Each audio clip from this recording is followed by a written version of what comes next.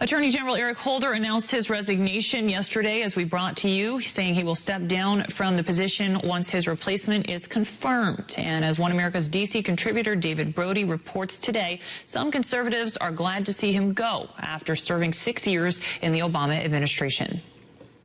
Well, maybe it's appropriate that it is a very cloudy and stormy day here in Washington, and that is because the Attorney General, Eric Holder, has had plenty of storm clouds over his head ever since he has been part of the Obama administration. I mean, look, for conservatives, this has been a feast of scandals, everything from the IRS scandal to, of course, Fast and Furious, that scandal that actually brought about contempt charges from House Republicans. And then there, of course, is the marriage issue. You know, it was Eric Holder who decided not to defend the White House, in essence, the United States government, when it came to the Defense of Marriage Act. And so there have been a whole host of issues that Eric Holder has had to deal with, a lot of criticisms.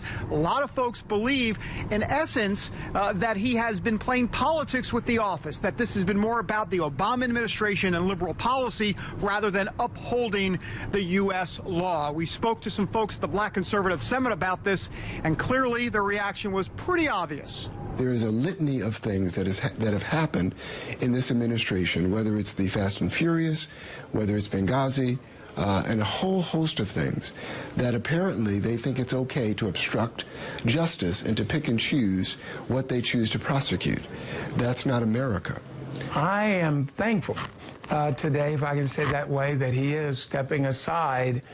I don't think that, as I look on whole at his policies, that he has been fair, clear, consistent.